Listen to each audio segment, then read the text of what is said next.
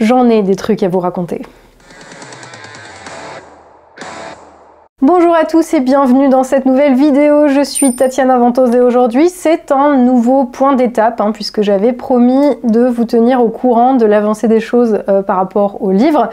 Donc premier point d'abord, je vous remercie infiniment, vous tous qui avez précommandé le livre et qui ce faisant lui avez donné une existence. Je vous tiendrai, comme je l'ai déjà un peu fait, au courant via l'onglet News de la page Tipeee, de l'avancée des choses, de l'arrivée des palettes par exemple, au vu du nombre de commandes, on va être sur une livraison d'une tonne 7 de livres. Alors je vous envoie une tonne 7 de remerciements d'avance avant d'être écrasé sous les cartons. Donc ça c'était la première chose.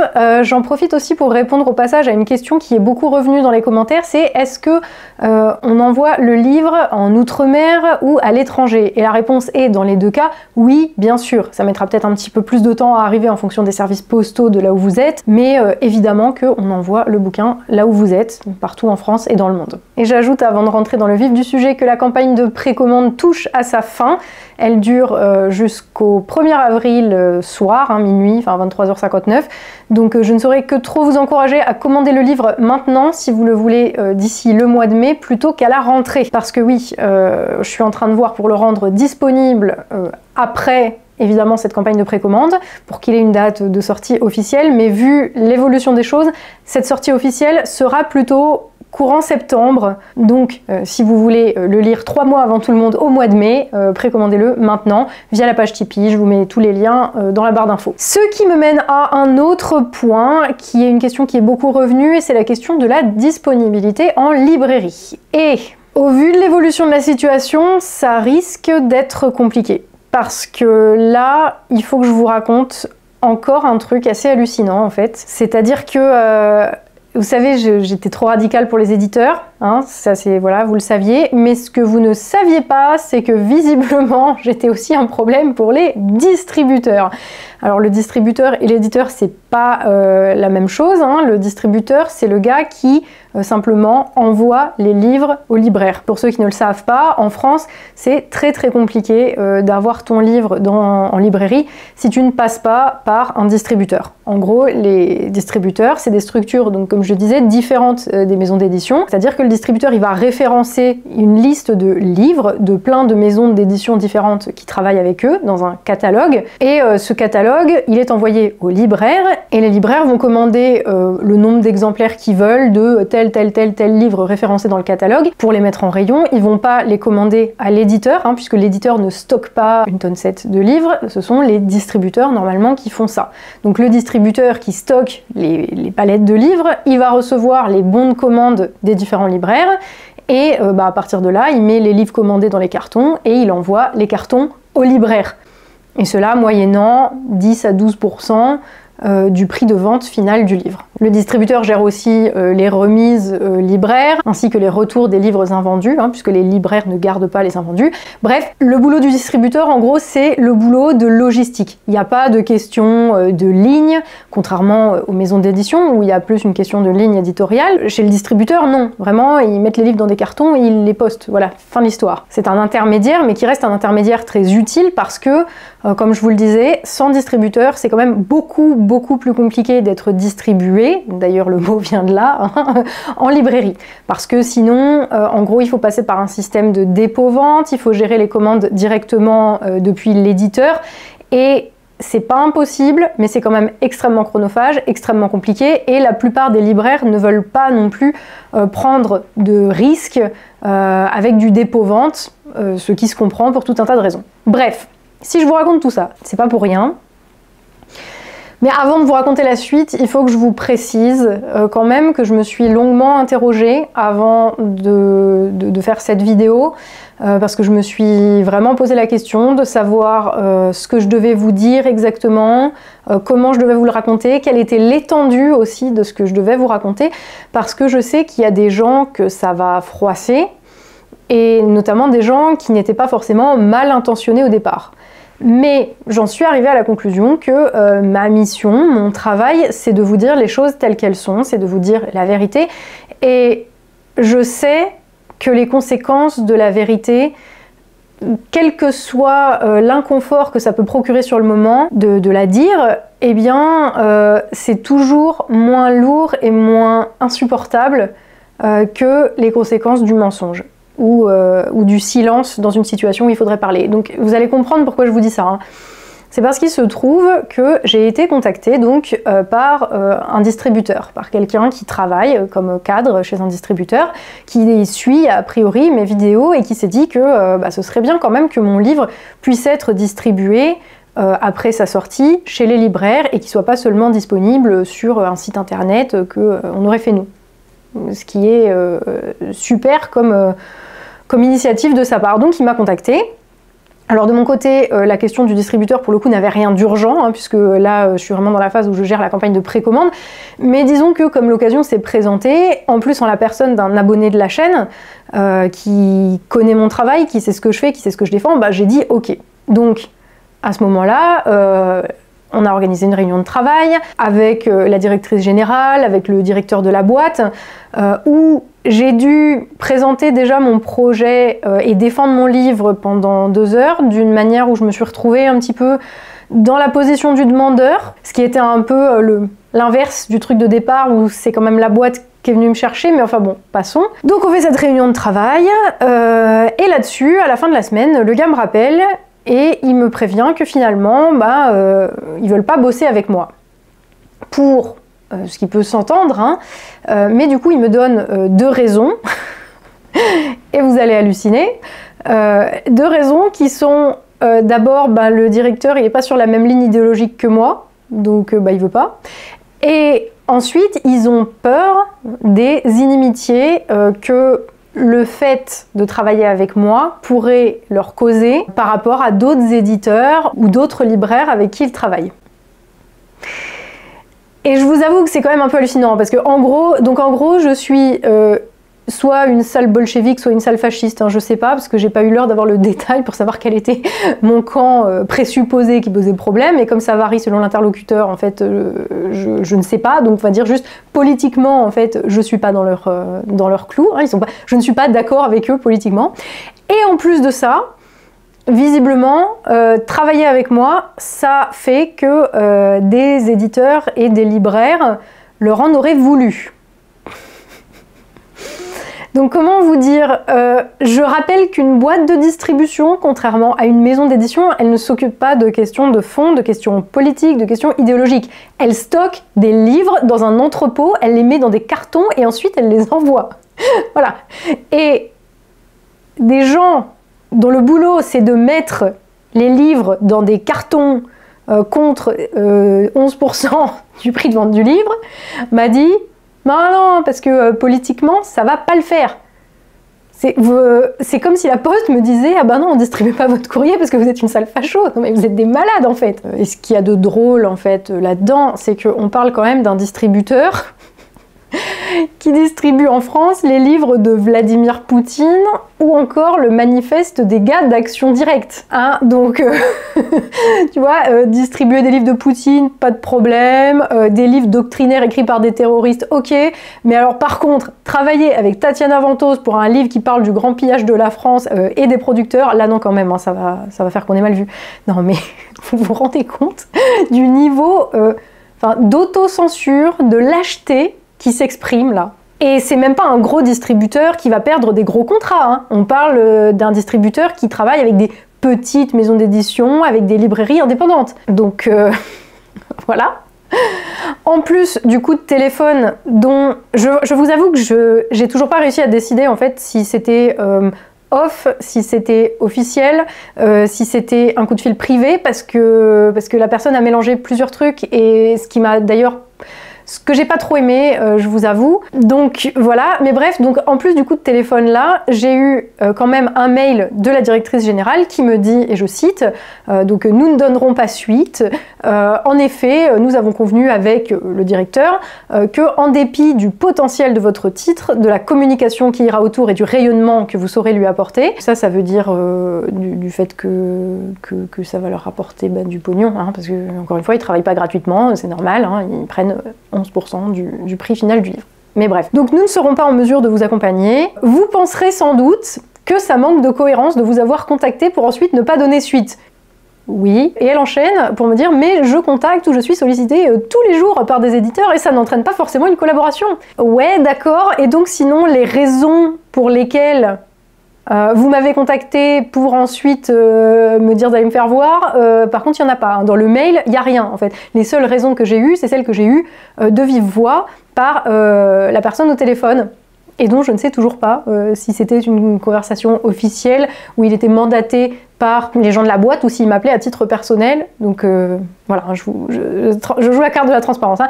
Mais donc, elle se contente juste de me dire « Ah, ça va peut-être vous paraître bizarre, mais en fait, nous, ça nous arrive tous les jours. » Alors, quelque part, moi, je dois vous dire que je trouve peut-être pas ça si incohérent que ça, parce que moi, dans mon boulot, ça m'arrive tous les jours d'être confrontée à des lâchetés, hein, des petites, des grandes, des moyennes, mais tous les jours.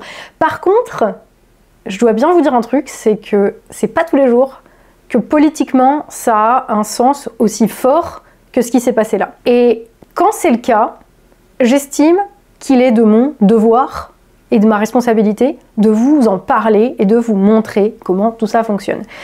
Et c'est en substance ce que j'ai dit à la personne que j'ai eue au téléphone, qui m'a dit « Ah oui, mais la boîte craint les inimitiés, les scandales, en plus c'est pas d'accord politiquement, etc. » Et je lui ai dit que moi j'en parlerai en vidéo, parce que voilà, vous m'avez pas contacté en sachant pas qui j'étais ni ce que je faisais. Enfin, je veux dire, vous m'avez contacté en sachant que j'ai publié un livre, donc en sachant exactement que j'ai parlé du fonctionnement des maisons d'édition. Évidemment, là, vous vous doutez bien que je vais pas la fermer. Du coup, ça s'est un petit peu moins bien passé après, parce que la personne en question a essayé de me faire changer d'avis avec beaucoup d'insistance.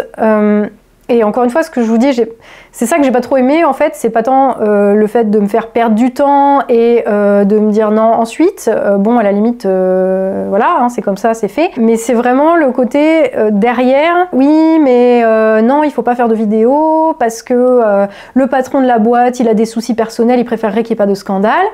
Ce qui n'est absolument pas pertinent, en fait, ça ne me concerne pas, ça ne me regarde même pas. Et puis ensuite, quand la culpabilisation sur la question du problème personnel fonctionnait pas, bah, il m'a dit que si je faisais une vidéo, ça allait diminuer mes chances d'être distribuée en librairie, parce que bon, une vidéo, en fait, bah, ça va faire peur aux autres distributeurs, donc il vaudrait mieux que je fasse le tour des distributeurs, que je les contacte tous un par un, et en ne disant surtout rien publiquement, parce que comme ça, il y en a peut-être un qui va distribuer mon livre. Et je sais pas comment vous dire, mais enfin, je me demande en fait si ces gens juste ont compris ce que je faisais. Parce que tu vois, toute ma vie en fait, ça a été comme ça. Ferme-la et tout ira bien. Si tu te tais, t'auras un sucre. Eh ben écoute, je sais pas, moi je pense que c'est quelque chose qu'on est quand même assez nombreux à avoir entendu dans notre vie, que ça soit personnel ou professionnel, hein, d'ailleurs à tous les niveaux. Mais en fait, moi, à titre personnel, dans ma vie, il n'y a jamais rien de bien qui est sorti quand j'ai accepté de la fermer en me disant « Ah oui, mais quand même, bon, le pauvre, il a des soucis personnels » ou « Ah oui, mais bon, quand même, peut-être que si je me tais, j'aurai une récompense à la fin. » Mais c'est pas comme ça que ça marche, en fait. Enfin, et tu vois, enfin, tout ce que j'ai fait, tout ce qui m'est arrivé de bien, tout ça, eh bien, ça s'est construit sur le fait que j'ai parlé quand tout le monde avait décidé de se taire. Enfin, c'est une constante en fait dans ma vie. Toutes les fois où je l'ai fermé en me disant « Oh, c'est pas grave, etc. » Je l'ai payé très cher. Et par contre, j'ai jamais regretté, alors ça a été très inconfortable parfois sur le moment, mais j'ai jamais regretté d'avoir parlé, j'ai jamais regretté d'avoir dit la vérité. Donc peut-être que certains n'ont aucun problème à se soumettre à la pression, à s'auto-censurer et à vivre avec ça.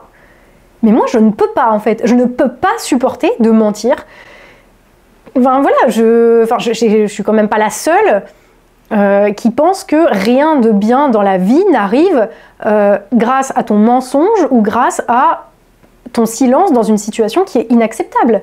Donc voilà, c'est pour ça que voilà, ça m'a quand même demandé réflexion, parce que vous voyez, je suis pas une connasse qui va faire exprès tu vois, d'aller clouer au pilori quelqu'un qui en plus est parti d'une bonne intention, etc. Mais je suis désolée en fait, enfin, c'est pas parce que tu as une bonne intention qu'il faut que je me taise, tu vois.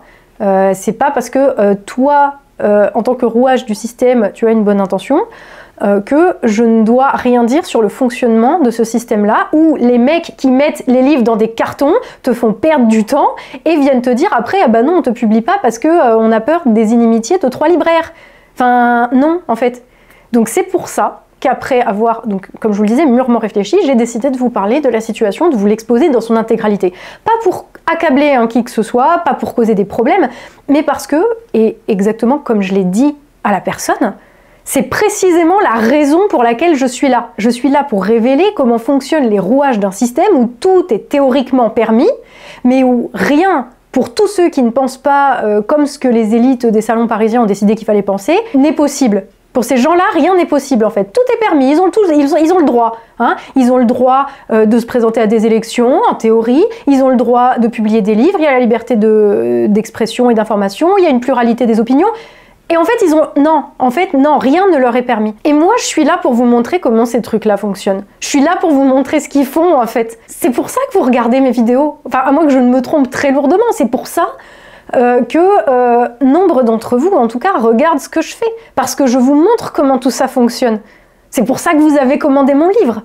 Et c'est ça qui est fou, c'est que dans tout le déroulé de cette campagne, dans toute la manière dont ça se passe, avec les éditeurs, avec les médias, avec ce distributeur, eh bien, tout ce qui se passe, en fait, démontre que, malheureusement, dans ma critique du système, je vise juste. Et je dis malheureusement parce que je préférerais qu'il en soit autrement.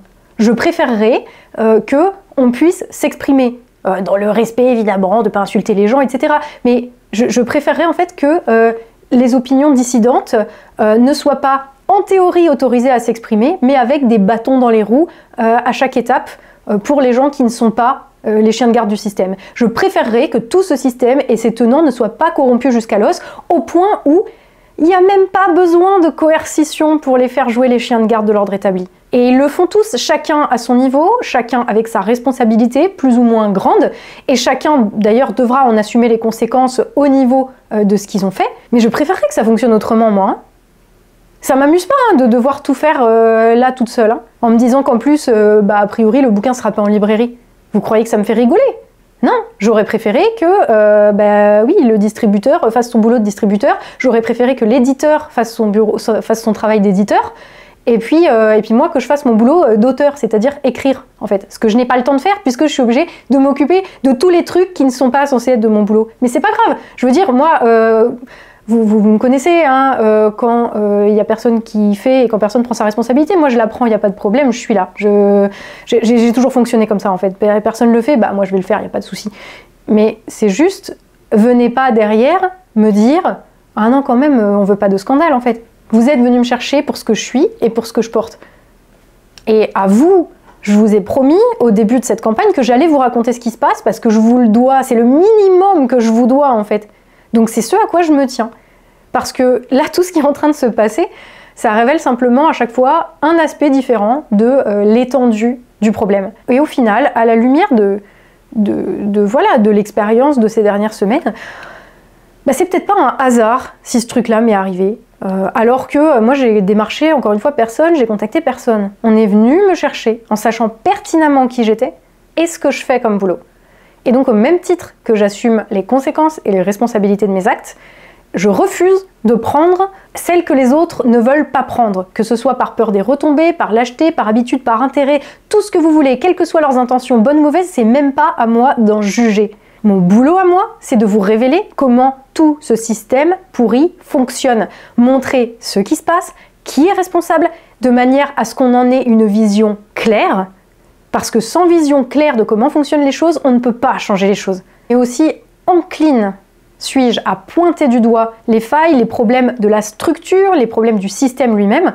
Je n'oublie pas que la possibilité du fonctionnement de ce système tient aussi, en grande partie, pas uniquement, mais aussi à la somme de toutes les lâchetés des individus, de tous ceux qui ont trop intérêt à ce que ce système continue de tenir debout et continue de fonctionner de la manière dont il fonctionne, parce qu'ils en tirent un profit, même si c'est un tout petit profit, même un truc minime, même un truc minable.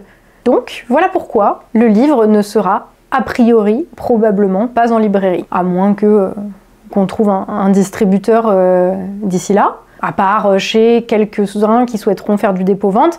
Et vous êtes déjà d'ailleurs quelques libraires à m'avoir contacté pour ce faire, je vous en remercie. Je vous tiendrai au courant évidemment, hein, tous ceux qui m'ont contacté à ce sujet. Je pense que ça se fera pas avant la rentrée là, à ce stade. Donc on a l'été pour voir et pour organiser ça.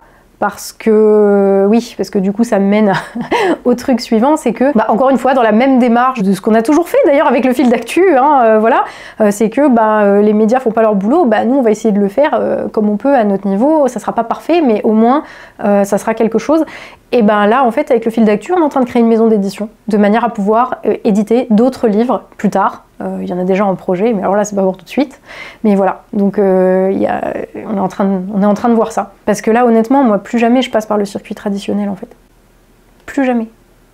Si cette expérience, combinée en plus avec des expériences passées avec les éditeurs, hein, parce que voilà, on va en parler aussi, c'est que au final, quand tout est défaillant, quand toutes les structures sont défaillantes et que tous les agents de cette structure se laissent juste porter par la structure, tu sais, ça fait comme un... Il y a tout qui est en train de s'effondrer et puis eux ils sont là genre oui ça continue de rouler, mais en fait ils voient pas qu'ils sont en train de rouler le long du flanc de la montagne et qu'ils vont aller se cracher au sol, comme dans une avalanche. C'est ça en fait qui est en train de se passer. Donc dans une situation comme ça, qui est une situation exceptionnelle historiquement, normalement ça ne fonctionne pas comme ça quand une société fonctionne d'ailleurs, on est dans une situation particulière, mais dans cette situation particulière dans laquelle on est, eh bien on n'est jamais si bien servi que par soi-même. Et parce que vous voyez, ça m'a fait repenser en fait à tout un tas de trucs sur le dernier livre que j'avais publié avec Greg. J'ai des souvenirs de trucs par rapport à l'éditeur, mais qui avec le recul sont proprement hallucinants sur la manière dont les choses se sont passées à l'époque. Des trucs du genre la couverture, ne serait-ce que ça, la couverture. Pareil, voilà, en tant qu'auteur, tu écris un livre, et puis ensuite l'éditeur se charge, voilà, ils ont des graphistes, ils ont tout un tas de gens en fait qui font les différents boulots au sein de la maison d'édition, qui font la maquette, qui font la relecture, qui font la correction, qui font la couverture notamment. Et on nous a proposé on nous a sorti une couverture, je ne vous mens pas, c'était un plagiat d'une affiche pour une conférence de youtubeurs dans une école de commerce, juste le pouce vers le haut était renversé. Voilà, super en plus, enfin parfait au niveau du message, voilà. Et ça c'était le graphiste de l'éditeur, payé par l'éditeur, qui proposait ça. Donc pour faire un truc aussi dégueulasse. Donc résultat, on avait dû faire la couverture nous-mêmes, payer un photographe et un ami graphiste pour nous faire la couverture, parce que sinon on se retrouvait avec un truc qui non seulement était dégueulasse, mais en plus c'était un plagiat de quelque chose qui existait déjà. Alors je sais plus, c'était, je crois qu'on l'avait trouvé en tapant conférence youtubeur sur Google Images. C'était il y a 5 ans, donc ça doit plus être la même chose, mais et on était tombé sur cette affiche et on s'était dit ah voilà où ils ont eu leur idée pourrie de couverture naze quoi, parce que ouais ok d'accord en fait ils ont plagié puis ils ont retourné l'affiche. Super. Non, c'était incroyable. Et pour ceux qui étaient déjà là à l'époque d'ailleurs, vous vous souviendrez que vous avez reçu ou que le livre est sorti avec une semaine d'avance, ce qui n'arrive jamais normalement. Et d'ailleurs ça nous a ruiné toute la phase de promo du livre. Parce que ça tourne très vite et que un livre déjà sorti, en fait, par exemple, dans les médias, ça les intéresse pas. C'est con, hein, mais c'est comme ça que ça marche. Et sachant que le livre est donc sorti avec une semaine d'avance, que l'éditeur nous a dit je sais pas ce qui se passe, j'ai jamais vu ça. Ouais. En attendant, nous, on avait un livre qui devait sortir à telle date, on avait prévu un calendrier, et c'était un livre aussi qui devait soutenir une candidature aux élections européennes à l'époque, ou qui ne s'est pas faite. Parce que pour tout un tas d'autres raisons, mais qui sont d'ailleurs pas si différentes que ça finalement, puisque à l'époque c'était les banques, c'était l'administration, etc. qui nous avaient, c'est pas mis des bâtons dans les roues officiellement quoi, mais bon, disons que quand t'es un citoyen lambda, tu crées pas un parti comme ça. Voilà, ça c'est ce que moi je pensais avant, que nenni. Mais bon, c'est une autre question. Autre truc, je me souviens aussi qu'il nous avait dit d'ailleurs qu'il nous organiserait une campagne de promotion du livre dans les médias. Il nous avait promis des télés, des magazines, des interviews. Et au final, on n'a eu que dalle. À part une interview où moi j'ai été chez André Berkoff, mais en fait on sait parce qu'on se connaissait déjà que j'étais déjà allée chez lui avant. Donc à partir de ce moment-là, si vous voulez, voilà, l'éditeur, pareil, il nous avait mis une attachée de presse, voilà, pas eu de presse. Pareil, tu vois, c'est tout un tas de trucs où tu te dis, finalement, je pense aux séances de rencontres et de dédicaces par rapport au livre à l'époque. Il y a l'éditeur, qu'il y a des gens qui sont payés pour ce genre de truc. Bah là non, c'est des gens sur place dans les différentes villes. Alors, il y a eu Bourges, il y a eu Lille, je crois, enfin voilà, qui avaient organisé le truc avec nous. Encore une fois, sachant qu'à l'époque on avait sorti le livre dans le cadre d'une campagne pour les européennes, où on avait créé un parti donc, pour faire une liste et au final ça n'a pas pu se faire. Mais dans tous les cas, c'est les gens de ce parti-là qui avaient organisé les rencontres dans les librairies. L'éditeur n'avait rien fait. Et c'est que des trucs comme ça qui me reviennent et où je me dis, mais en fait, pourquoi là j'ai voulu passer par des éditeurs? Parce que je savais qu'il allait falloir que je fasse le boulot qui était le leur et que je prenne, encore une fois, cette responsabilité qui était la leur. Donc, tout ça pour vous dire que finalement, ces refus des éditeurs de mon dernier livre pour excès de radicalité, finalement, ça aura eu du bon parce que ça m'aura épargné de travailler avec des incompétents qui en ont rien à faire en fait du contenu de ton livre et ça m'aura permis de faire les choses un peu à ma sauce. Parce que personnellement, je ne sais pas si ça se voit, mais j'aime beaucoup quand même quand les choses sont organisées, quand les choses sont carrées. Et donc, j'ai un peu cette tendance-là à me dire que devoir faire les choses soi-même, finalement, c'est une bénédiction. Je déteste compter sur d'autres gens, et notamment quand c'est des incapables et des incompétents. Donc là, finalement, merci à tous les éditeurs branquignoles qui ont refusé mon bouquin, quoi. Vraiment, merci à vous. Alors, c'est sûr, hein, ça va pas m'épargner de devoir dépendre quand même de tout un tas de structures bordéliques, parce que pour vous dire les choses hein, en toute honnêteté, ces dernières semaines, j'ai eu très peu de temps à consacrer à mon livre, en fait, qui est à la relecture, la correction, etc. Ça doit compter pour 10% de mon temps éveillé. Sachant que l'administratif, ça m'en a pris, suivant les jours, entre 50 et 80%. Et c'est absolument insupportable d'ailleurs, hein, parce que ça soit des banques, à la poste, en passant par l'URSSAF, les différents services des impôts, où personne ne sait ce qu'il faut faire, mais toute erreur que peuvent faire les services, c'est sur toi que ça va retomber, où tu as certains services qui se tirent la bourre parce qu'il y a des contrats en jeu, donc c'est des trucs que tu maîtrises pas, ou d'autres, tu vois, d'autres institutions qui se refilent la patate chaude parce qu'ils n'ont pas envie de chercher la réponse à ta question, parce qu'en plus tout est en train de changer dans les administrations, et du coup c'est encore plus le bordel que ça devrait l'être. Je vous jure que... Hein? Voilà. Donc au moins, ça m'aura épargné le bordel avec les éditeurs, déjà. C'est pas mal. Là, les trucs administratifs, je vous ai promis la vérité, mais honnêtement, la vérité, c'est juste que c'est chiant. Il n'y a rien à dire de spécial. C'est juste que c'est pas fini. Pas grave, c'est pas comme si c'était urgent. Non, mais voilà, je vous jure, pour quelqu'un d'un peu organisé comme moi, là, c'est assez insupportable.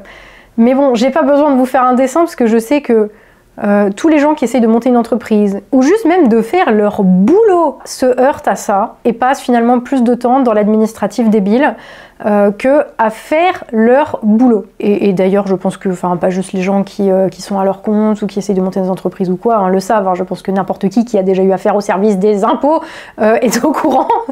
Et donc voilà. Mais c'est vrai que quand tu rentres pas dans les cases, ça devient carrément l'enfer. Tout ça pour vous dire hein, que quand même, je préfère finalement faire les choses moi-même, parce que si c'est passer par un éditeur et au final devoir faire le boulot moi-même en touchant 8% des ventes sur le livre, en fait je préfère pas passer par un éditeur et faire le boulot moi-même, mais en touchant 30 à 40% des ventes à la fin. Hein, voilà. Je vais juste accepter de vivre dans des cartons de livres pendant quelques temps. Et voyons le bon côté des choses, ça nous évitera d'acheter un arbre à chat.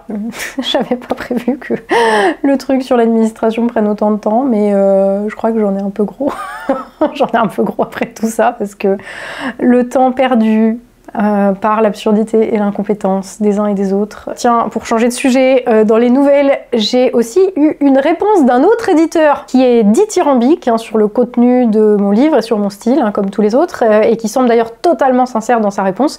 La personne me dit qu'elle se reconnaît complètement dedans, que effectivement l'ouvrage est radical, mais que ça a quelque chose de salutaire. Oui, bravo Serpentard, cependant, cependant, me dit-elle, bien pour elle, c'est trop analytique, trop politique pour la ligne éditoriale de leur maison. Du coup, elle espère voir mon livre en librairie, mais via un confrère éditeur peut-être plus engagé.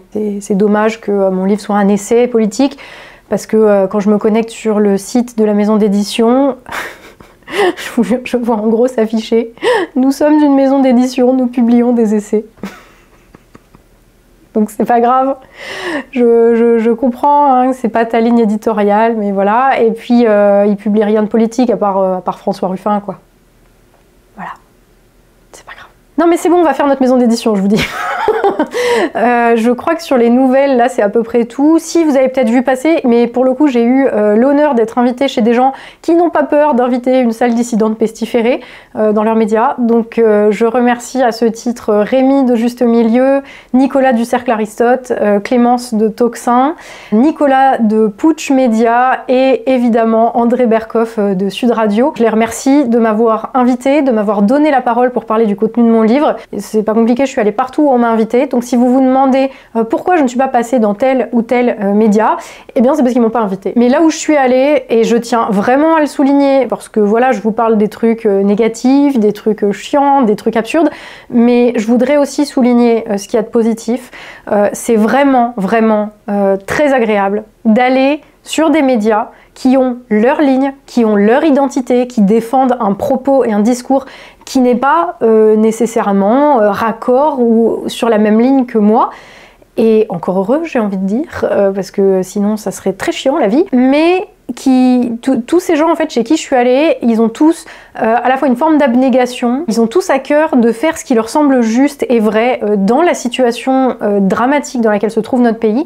Et ce sont tous des gens qui apportent une vraie contribution au débat, qui a vraiment une contribution qui a vraiment une valeur en fait dans le débat public de ce pays. Et de fait, chacun des journalistes a abordé la question que je soulève avec Il est venu le temps des producteurs, de manière différente, sous des thèmes, sous des angles différents, qui sont fonction à la fois de la ligne éditoriale du média et de l'implication personnelle du journaliste. Et franchement, ça m'a fait super plaisir de pouvoir débattre, reconsidérer aussi mon propos à la lumière d'opinions en fait, ou de positionnements que j'avais pas du tout envisagé comme ça. Et vraiment, je me suis dit que c'est ça en fait la véritable pluralité d'informations. C'est ça la véritable pluralité des opinions dans le débat public. Alors ça a encore peut-être accentué le décalage entre les médias traditionnels et le monde réel, quoi, parce que ces médias là, bon, j'étais sûre, hein, je savais que j'allais pas être invitée sur TF1. Hein. Déjà, le mec qui met les livres dans des cartons, on veut pas les distribuer, donc vous imaginez bien que je m'attendais pas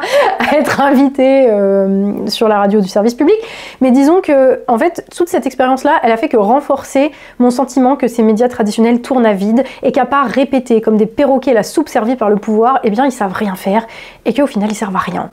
Et pour ça, pour ces discussions chez des gens qui défendent quelque chose qui n'est pas la doxa, même si je suis d'accord, pas d'accord, en fait ça n'importe absolument pas, je leur suis reconnaissante. Donc vraiment, encore une fois, je leur ai dit sur le moment, mais je le redis, merci à eux.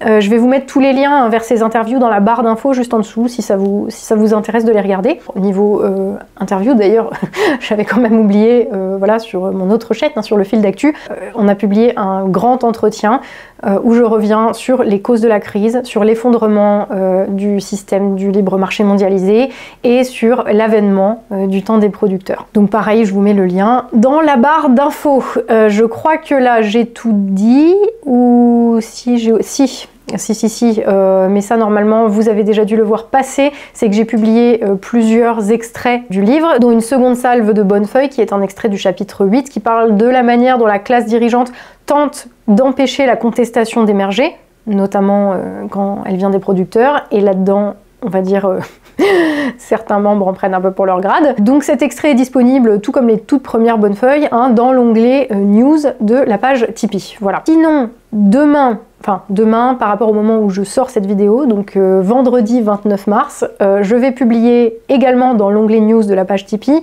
la nouvelle couverture, la couverture définitive, avec un vrai logo fait par un vrai graphiste et pas par moi avec mon petit logiciel. J'espère qu'elle vous plaira. Je vous referai sans doute, je pense, un point d'étape au moment de l'envoi des livres, mais là du coup, c'est la dernière avant la fin de la campagne de précommande.